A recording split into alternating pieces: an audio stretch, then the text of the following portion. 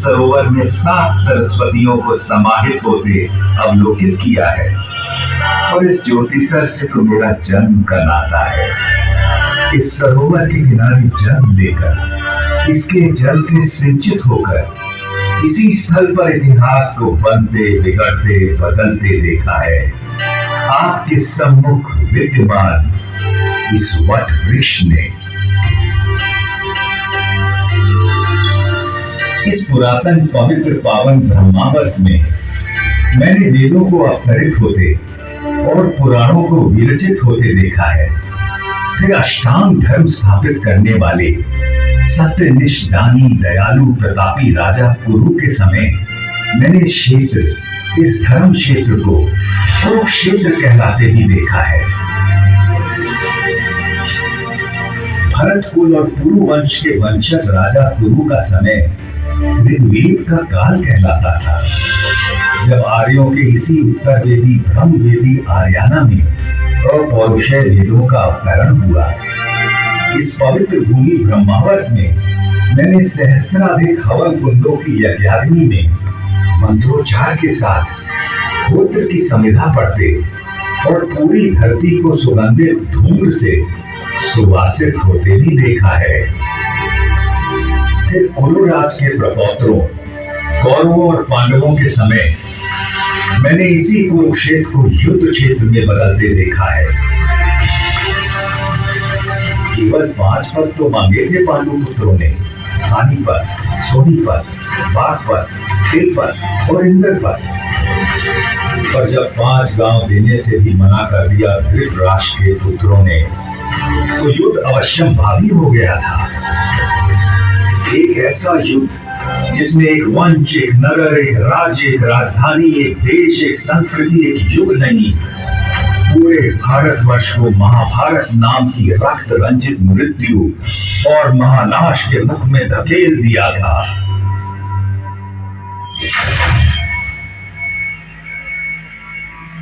सच कहें तो महाभारत का युद्ध उसी दिन शुरू हो गया था जब जुए के मादक और मारक खेल के लिए धृतराष्ट्र के पुत्रों ने पांडवों को हस्तिनापुर के अपने प्रासाद में आमंत्रित किया था। जिसे युद्ध का व्यसन हो, उसे जुए की चौपट से दूर रखना असंभव होता है। पांडवों की ओर से युधिष्ठिर बांसे फेंक रहे थे और कौरवों की ओर से मामा शकुनी। एक एक कर सारे गांव, धन धान्य और संपत्ति पांडव हारते चले गए। दूसरे भाइयों ने बड़े भाई को आगे खेलने से रोकने के अनेक यत्न किए, किंतु जैसे ही युधिष्ठिर मानने को होते, शकुनी उन्हें और उकसा देता। ऐसा कैसे हो सकता है कि पांडवों के बड़े राजकुमार के पास एक भी दांव लगाने के लिए कुछ भी न हो? और कुछ तो होगा, कोई रथ घोड़ा, दास दासी, चाकर भृत्य, स्त्री। हाँ, एक चीज है मेरे पास, मेरी पत्नी द्रौपदी, मैं उससे दांव पर लगाता हूं। भैया, द्रौपदी कोई वस्तु नहीं, हम पांचों की पत्नी है वो। फिर कैसे आप उसे? ठीक है अर्जुन, तुम उसे जीत कर लाए थे, किंतु द्रौपदी में युधिष्ठिर का भी तो हिस्सा है। अभी इसका 5वां भाग काट कर दांव पर तो नहीं लगा सकते ना।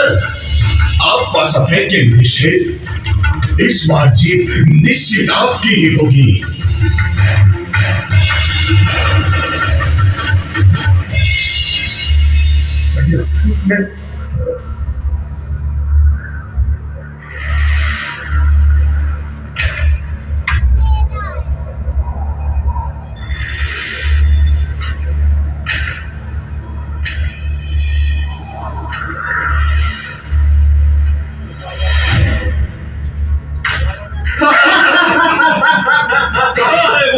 द्रौपदी, सुशासन, उसे इस दरबार में ले आओ। दुनिया तो देखे कि मैंने आज क्या जीता है।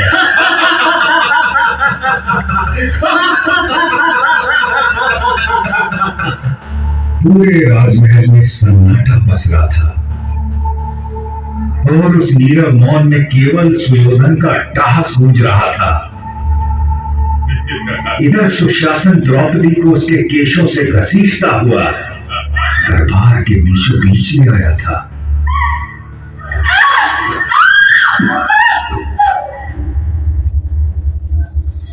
पांच पतियों की पत्नी पांचाली, उस दिन तो तुम्हें ठीक से देख नहीं पाया था, किंतु आज तुझे देखकर मैं अचंभित हूँ रूपवती द्रुपद कन्या। अभी भी ना तूने मुझे ठीक से देखा है न जाना है, वरना तेरी हिम्मत ना होती इस तरह मुझे भरे दरबार में घसीटने की। पापी! सही तो कह रही है, अभी तूने मुझे न ठीक से देखा है न जाना है। सुशासन, चलो निर्वस्त्र कर दो इस दासी को। बस कर सुयोधन, तेरी हिम्मत कैसे हुई मेरी पत्नी काया से अपमान करने की? सुशासन, दूर हट जा। यदि तूने द्रौपदी को छुआ भी तो मैं तुझे जीवित नहीं छोड़ूंगा। धर्मराज, आप ही बताइए ना, युद्ध में हारी हुई स्त्री पर किसका अधिकार होता है, जीतने वाले का या उसे हार जाने वाले का? अपनी आंखों के सामने इतना अधर्म तो न होने दीजिए धर्मराज। मौनम सहमति लक्षण। पुत्र सुशासन, निर्वस्त्र कर दो इस गंभीर दासी को। कैसा पाप किया है आपने धर्मराज? अपनी पत्नी को मनुष्य नहीं, एक सूक्ष्म संपत्ति समझकर दांव पर लगा दिया। रोको इन्हें अर्जुन! दबाओ भीष्म, आप तो हमारे कुल के सबसे बड़े हैं, रोको ना ये पाप। गुरुवर्य द्रोण, क्या यही सिखाया है आपने आपके शिष्यों को कि इस सभा में एक भी वीर आज एक नारी के अपमान को रोकने के लिए आगे नहीं आ रहा? पिता धृतराज, देखिए क्या हो रहा है आपके सामने। अंधे वो कैसे देखेंगे? अगले देखेंगे तो हम आज तुझे। रुको से सुयोधन, वरना आज के बाद आने वाली पीढ़ियां तुझे सुयोधन नहीं, दुर्योधन के नाम से जानेगी।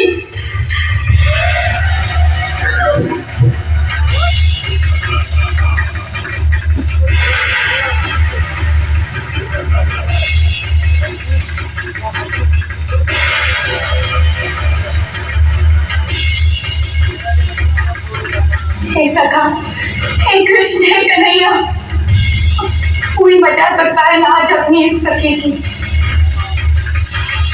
शंख चक्र गदा पाणि गोविंद पुंडरीकाक्ष रक्ष मां शरणागतम्। कृष्ण कारिकावासि वासी यादव नंदना इमाम अवस्थां संप्राप्तम् अनाथां किमुपेक्षसे।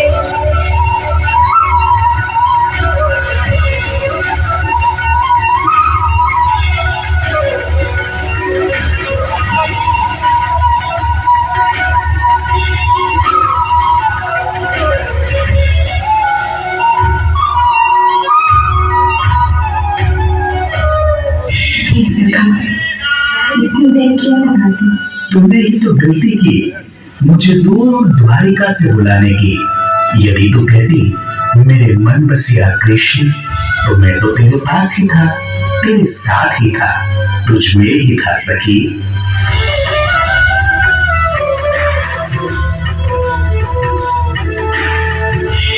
कृष्ण ने उस दिन अपनी सखी कृष्णा की लाश तो बचा ली, किंतु इस घोर पाप, इस जघन्य अपराध, संपूर्ण स्त्री जाति के इस अनादर के बाद संसार को प्रलयंकारी युद्ध से बचाना अब केशव के लिए भी संभव नहीं था।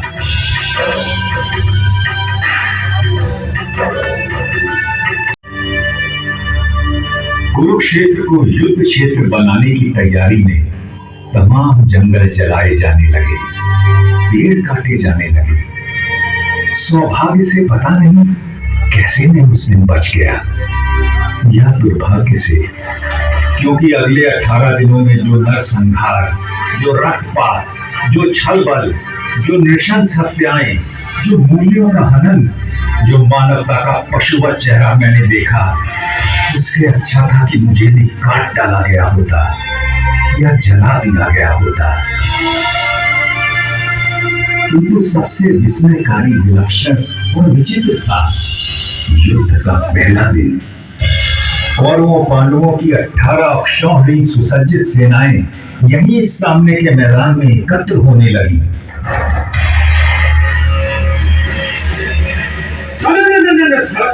फर्शों की चमक चमक, बाणों की किरणों में ढालों की दमक दमक,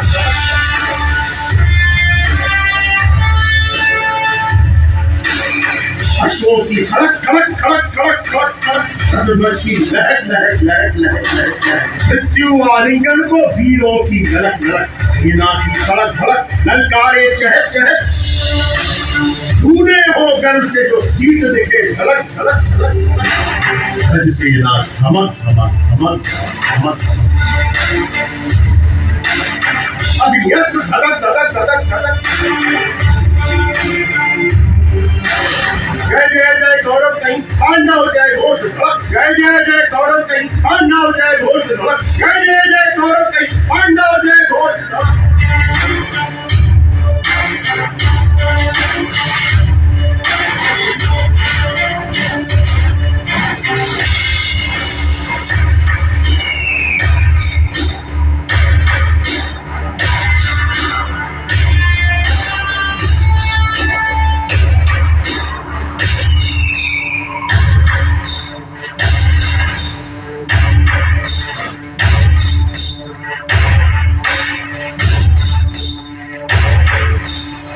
इधर कुरुक्षेत्र में युद्धोन्मुख सेनाएं एकत्र हो चुकी थी और उधर दूर हस्तिनापुर के राजप्रासाद में बैठे अंधे राजा धृतराष्ट्र सब कुछ देखने को व्याकुल थे।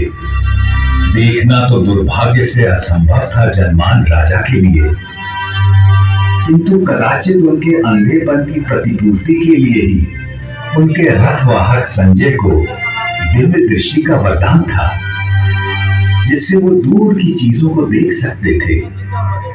व्यथित धृतराष्ट्र ने संजय से पूछा, धर्म क्षेत्र कुरुक्षेत्र में जब मेरे और पांडु के बेटे युद्ध के लिए एकत्र हो गए हैं, तो संजय उन्होंने क्या किया है?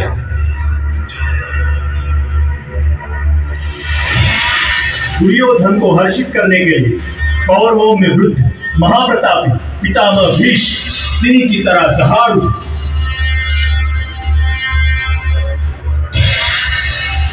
और उन्होंने युद्ध का शंख फूंक दिया है। उनके इंगित पर अनेक शंख, रणभेरियां, ढोल, मृदंग और रणसिंगे एकाएक बज उठे हैं। दूसरी ओर श्वेत अश्वों वाले बड़े रथ में आरूढ़ धनुर्धर अर्जुन और उनके साथी माधव कृष्ण बैठे हैं। उन दोनों ने भी अपने अपने दिव्य शंख पांचजन्य और देवदत्त बजा दिए। उधर भीम ने अपना पौंड्र शंख बजाया तो युधिष्ठिर ने अनंत विजय में फूंक मार दी। पांडवों की ओर से और भी अनगिनत शंख बज उठे हैं स्वामी, और उनके विस्फोटक कोलाहल आकाश धरती कंपित हो, और आपके पुत्रों के साथियों और समर्थकों के हृदय भी कांप गए हैं महाराज। जब पांडु पुत्र अर्जुन ने देखा कि अस्त्र शस्त्र चलने ही वाले हैं, तो उसने भी अपना धनुष गांधी उठा लिया। किंतु तभी एक विचित्र बात हुई। अर्जुन ने अपने सारथी ऋषिकेश कृष्ण से कहा कि वो उनके रथ को दोनों सेनाओं के बीचों बीच ले जाए, ताकि वो देख सके उन्हें किस किस से लड़ना है, किन्हें मारना है, किन पर विजय प्राप्त करनी है, और अच्युत उनका रथ लेकर आगे बढ़ चले हैं।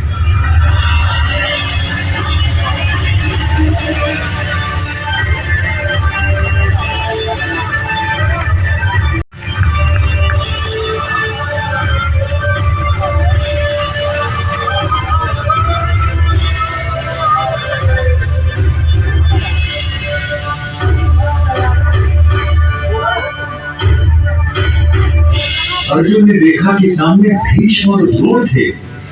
उसने देखा कि सामने खड़े सभी शत्रु योद्धा उसके पुरखे और दादा हैं, उसके आचार्य और मामा हैं, भाई बेटे पोते और पूरे जीवन के संगी साथी हैं।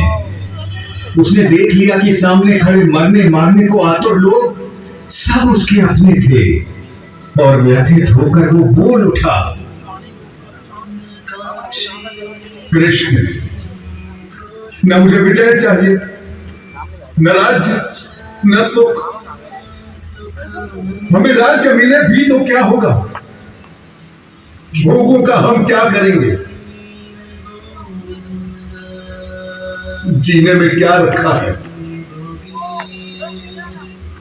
ये सब के सब मेरे आचार्य, मेरे गुरु, मेरे पिता, मेरे ताऊ चाचा, मेरे बेटे, मेरे बाबा दादा मामा पोते साले ससुर सगे संबंधी है। मैं इन्हें मरवाना या मारना नहीं चाहता केशव, चाहे मेरी जान भी क्यों ना चली जाए। भले ही 3 लोगों का राज्य मुझे मिल जाए, फिर तो थोड़ी सी भूमि की बात ही क्या। मगर यह आदत आई है कि तू वो है तो हमारे बंधु ही।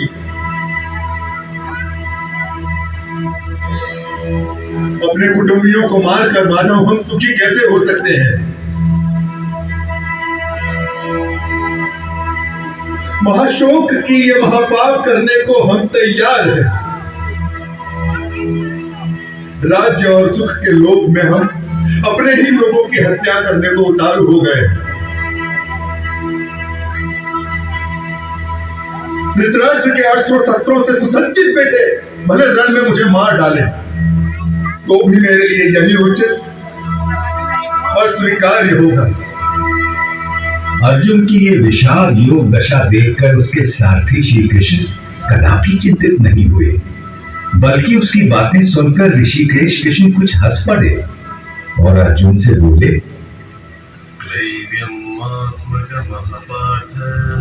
कायर मत बन पार्थ, यह तुझे शोभा नहीं देता। हृदय की शुद्ध दुर्बलता को त्याग दे और उठ खड़ा हो जा।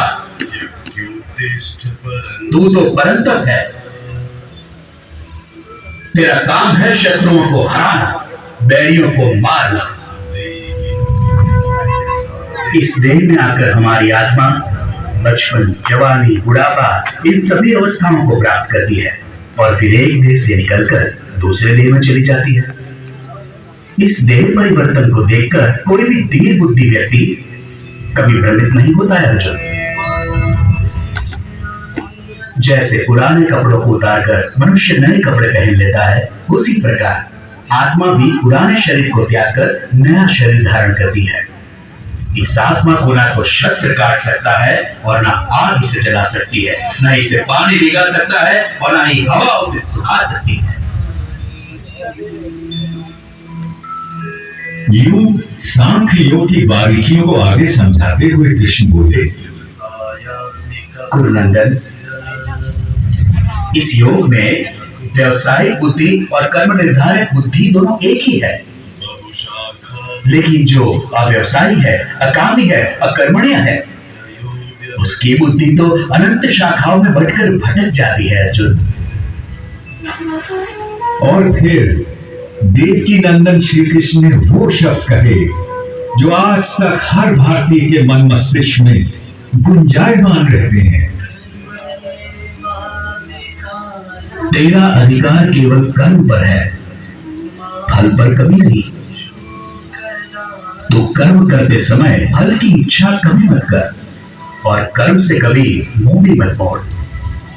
काश की मनुष्य ये बात हम पेड़ों से समझ लेते, जो सारे संसार को, मनुष्यों, पशु पक्षियों को निरंतर फल देते हैं, किंतु स्वयं उस फल के भोग के बारे में कभी नहीं सोचते। वरना तो सारे जंगल, सारे पेड़ पौधे, सारी वनस्पति कब की नष्ट हो जाती और उसके साथ संसार में संपूर्ण जीवन भी।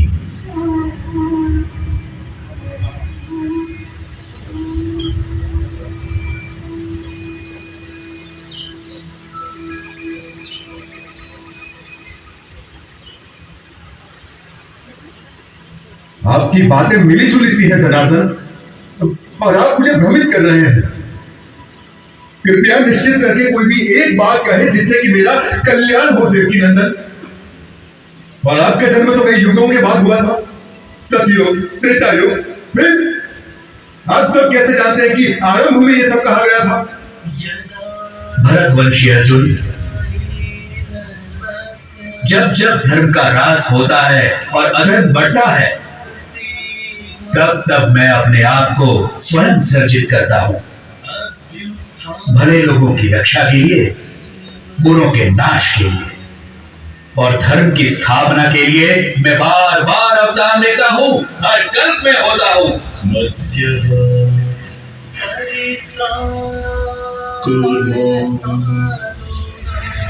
वराहश्च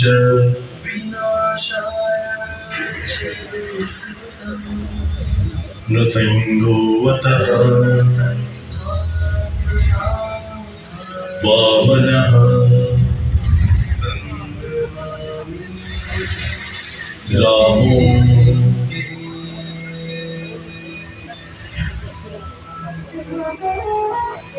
रामश्च चतुर्दशः। अर्जुन के सीधे संशय के बाद भगवान ने उसे ध्यान योग के बारे में इस प्रकार बताया। श्रद्धावान, खोजी और इंद्रियों को जीत चुके व्यक्ति को ही ज्ञान प्राप्त होता है, और ज्ञान प्राप्त होने के बाद उसे शीघ्र ही परम शांति मिल जाती है। हे कृष्ण, आपने कर्मों से संन्यास की और फिर कर्मों के योग की भी प्रशंसा की। इनमें से सचमुच कौन सा हितकारी है? कृपया निश्चित करके मुझे समझाइए। अर्जुन, अपना उद्धार अपने आप ही किया जा सकता है, स्वयं को कभी गिराना नहीं चाहिए। हम अपने मित्र भी स्वयं ही हैं और स्वयं ही अपने सबसे बड़े शत्रु भी। जो बहुत खाता है, ना तो योग उसे मिलता है और ना ही उसे जो बिल्कुल नहीं खाता। ना ही बहुत सोने वाले को मिलता है और ना ही बहुत जागने वाले को। जो यथा योग्य खाता है, जो यथा योग्य पैदल चलकर विहार करने आता है, कर्म में यथा योग्य प्रयास करता है, जितना सोना चाहिए उतना सोता है, जितना जागना चाहिए उतना जागता है। ऐसे योगी का योग ही दुखों का नाश करता है। यही तो विलक्षणता थी श्री भगवान के उद्गारों की, जिसमें जीवन के प्रत्येक पहलू की बात समाहित थी। परंतु अर्जुन ने फिर एक प्रश्न किया। कृष्ण, मन चंचल तो होता ही है, वो शक्तिशाली और कठोरताई भी है। उसे बस में रखना तो हवा को रोक कर रखने जैसा कठिन लगता है मुझे। निसंदेह महाबाहो, निसंदेह मन बहुत चंचल है और उसे बस में करना बहुत कठिन। किंतु कौनते, अभ्यास और वैराग्य से इस चंचल मन को भी वश में किया जा सकता है। इस तरह श्री कृष्ण ने अर्जुन को आश्वस्त किया। वो मूर्ख लोग मेरा तिरस्कार करते हैं, मेरा महत्व घटाते हैं, जो ये समझते हैं कि ये समस्त भूत प्राणियों का महेश्वर और अजन्मा मैं इन सभी कार्यों को करने के लिए इस मानव देह पर आश्रित हूं। वो मेरे परम भाव, मेरे परमात्मा तत्व को न जानते हैं न पहचानते हैं। किंतु मैं पत्र, पुष्प, फल, जल, जो कोई भी मुझे भक्ति भाव से अर्पित करता है, मैं ऐसे भक्त का हर उपहार बिना किसी भेदभाव के स्वीकार करता हूं। ये सब जो आपने मुझे बताया है केशव, उसे मैं 100% सच मानता हूं। आपका रहस्य ना तो देवता जानते हैं और ना ही दानव। किंतु अपना योग और विभूति एक बार फिर से और विस्तार पूर्वक बताइए ना जनार्दन, क्योंकि आपकी वाणी और वचनों को सुनकर मुझे तृप्ति नहीं होती। अर्जुन के इस प्रश्न के उत्तर में श्री कृष्ण ने उसे विश्व रूप दर्शन योग के बारे में ज्ञान दिया। आकाश में सहस्त्र सूर्य एक साथ निकल आए तो उनका संवेद प्रकाश भी उस महात्मा की दमक की बराबरी शायद ही कर सके। इसलिए तो उठ, यश कमा, शत्रुओं को जीत, इस समृद्धशाली राज्य को। इन सबों को तो मैंने पहले ही मार दिया है, तुझे तो बस निमित्त बनना है पांडव। मेरे पास केवल वो लोग आ सकते हैं जो अपने समस्त कर्म मुझे अर्पित कर देते हैं, जो मेरी ओर उन्मुख हो, जो मेरे भक्त हो, जो इस संसार के सभी भूत पदार्थों और प्राणियों के प्रति शत्रुहीनता की भावना रखता हो। केवल वो ही मुझे प्राप्त कर सकता है पार्थ। शनैः शनैः अर्जुन का मन कुछ स्थिर होने लगा और जिज्ञासु होकर उसने श्री कृष्ण से पूछा कि कुछ वक्त हमेशा सतत उनकी उपासना करते रहते हैं और अन्य उनको अक्षर और अव्यक्त मानकर उनकी उपासना करते हैं। अब प्रश्न ये है कि उन दोनों में से वो स्वयं किसको अच्छा योगी मानते हैं। भगवान ने बड़ी धीरज से उत्तर दिया, मेरा वो भक्त मुझे प्रिय है जो द्वेष नहीं करता, जो समस्त भूत पदार्थों और प्राणियों का मित्र है, जो सब पर करुणा करता है, जो निर्मम है, निर्मोही है, निरंकार है, जिसमें मैं नहीं, जो अपने को कर्मों का कर्ता नहीं मानता, जो सुख और दुख दोनों को एक समान समझता है, जो क्षमा से भरा हुआ है। मेरा वो भक्त मुझे प्रिय है जो संतोषी है, सदा योगी है, आत्मा को जीतने वाला है, इरादों का पक्का है और मन बुद्धि सब मुझ पर अर्पित करता है। जनार्दन, बहुत से लोग जो शास्त्र में बताए गए तरीके से हटकर पूजा यज्ञादि करते हैं, उनकी आस्था कैसी है? भारत, सबकी श्रद्धा अपने अपने व्यक्तित्व और स्वभाव के अनुरूप होती है। मनुष्य श्रद्धा का पुतला है, जिसकी जैसी श्रद्धा होती है वैसा ही वो होता है। अब अर्जुन ने एक अंतिम प्रश्न किया, महाबाहु, ऋषिकेश, केशिनी शूदन, मैं संन्यास का और त्याग का तत्व भी जानना चाहता हूं। इनमें से सचमुच कौन सा हितकारी है, यह भी समझना है मुझे। कवि, मेधावी और विद्वान एक बात अच्छी तरह से जानते हैं कि संन्यास उन कर्मों का परित्याग है जो फल की कामना से किए जाते हैं, और दूसरे विवेचक सभी कर्मों के फल के त्याग को ही त्याग मानते हैं। सात्विक कर्ता वो है जिसमें आसक्ति नहीं होती, जो अहमवादी नहीं होता, जो धैर्य और उत्साह से भरा होता है, जो काम के पूरा होने ना होने में सिद्धि असिद्धि में भी निर्विकार रहता है। इसलिए हे पार्थ, तू सभी धर्मों का त्याग करके मेरी शरण में आ, मैं तुझे सब पापों से मुक्त कर दूंगा। तू शोक मत कर। पांडव श्रेष्ठ महाबाहु अर्जुन, अर्जुन, आपकी कृपा से मेरा भ्रम नष्ट हो गया है, स्मृति वापस लौट आई है, संदेह दूर हो गए हैं, और अब मैं दृढ़ हूं कि अब से आपका कहा करूंगा। अर्जुन के मन से विषाद, करुणा, ग्लानि, शंका और निराशा छूमंतर हो गए और अर्जुन ने अपना गांडीव उठा लिया और प्रतिज्ञा तान दी। अब महाभारत होने को कोई नहीं रोक सकता था।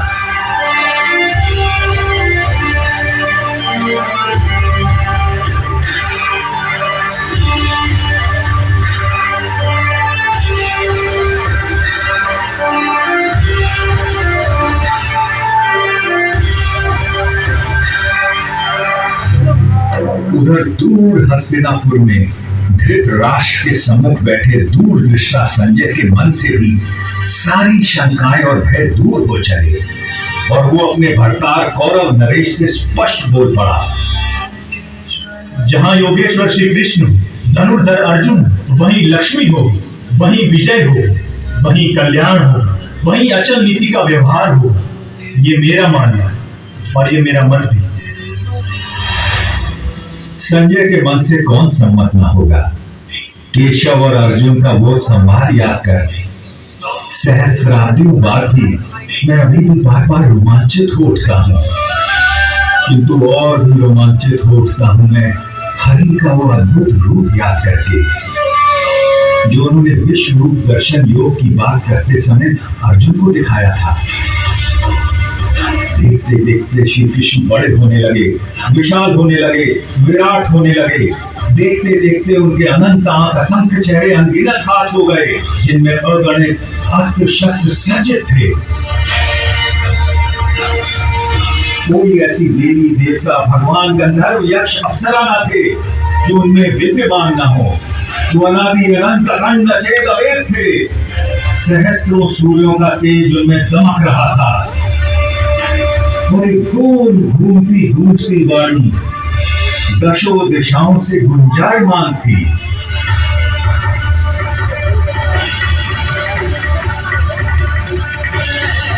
मैं अक्षर हूँ, अनिर्देश्य हूँ, अव्यक्त हूँ, सर्वज्ञ हूँ, चिंतन से परे कूटस्थ हूँ, अचल हूँ, ध्रुव हूँ। मैं ही भूतों के भीतर स्थित आत्मा, उनका निजित्व, उनका अपनापन हूँ। आदित्यों में विष्णु, प्रकाश पुंजों में सूर्य, मारुतों में मारीची, नक्षत्रों में चंद्र, वेदों में सामवेद, देवताओं में इंद्र, इंद्रियों में मन, प्राणियों में चेतना, रुद्रों में शंकर, यक्षों में कुबेर, वसुओं में अग्नि, पर्वतों में मेरु, पुरोहितों में बृहस्पति, सेनापतियों में स्कंद, जलाशयों में समुद्र, महर्षियों में भृगु, वाणी में ओम, यज्ञों में जप, अचल पदार्थों में हिमालय, पेड़ों में अश्वत्थ, देवर्षियों में नारद, गंधर्वों में चित्ररथ, मुनियों में कपिल, अश्वों में उच्चैठ सवार, गजों में ऐरावत, मनुष्यों में राजा, हथियारों में वज्र, गौओं में कामधेनु, जन्मदाताओं में कामदेव, नागों में वासुकी, पशुओं में सिंह, पक्षियों में गरुड़, मछलियों में मगरमच्छ, पौधकर्ताओं में पवन, ऋचाओं में बृहत्साम, छंदों में गायत्री, ऋतुओं में वसंत, नदियों में गंगा, शस्त्रज्ञों में राम, विद्याओं में आध्यात्म, सृष्टियों का आरंभ, अंत, मध्य मैं ही हूँ। कभी समाप्त होने वाला काल भी मैं हूँ, सबका हरण करने वाली मृत्यु मैं हूँ, भविष्य में होने वाले जन्मों का कारण भी मैं ही हूँ। मैं विश्वतोमुख हूँ, ये पूरा विश्व मेरा मुख है।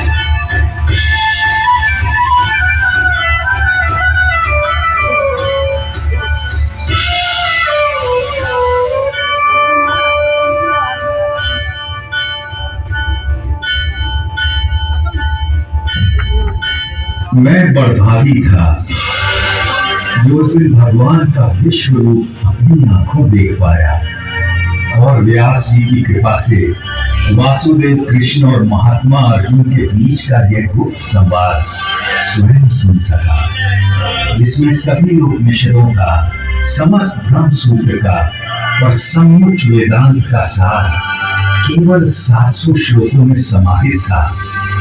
तभी तो कहते हैं कि जिसने इस उपनिषद ब्रह्म विद्या योग को जान लिया और श्रीमद् भगवत गीता को मान लिया, वह वास्तव में विद्वान, सचमुच में सर्वज्ञ और यथार्थ में योगी बन जाता है। आशा है आज की इस रात के बाद कल का सवेरा आपके जीवन में एक नया प्रकाश, नई आशाएं और निष्काम कर्म के प्रति एक नवीन ऊर्जा लेकर आएगा। तब तक मैं केवल इतनी ही कामना करूंगा, सब सुखी हो, निरोगी हो, कल्याण हो सबका और कोई दुख न भोगे। सर्वे भवन्तु सुखिनः, सर्वे सन्तु निरामयाः, सर्वे भद्राणि पश्यन्तु, मा कश्चित् दुःखभाग् भवेत्। ओम शांति शांति शांति।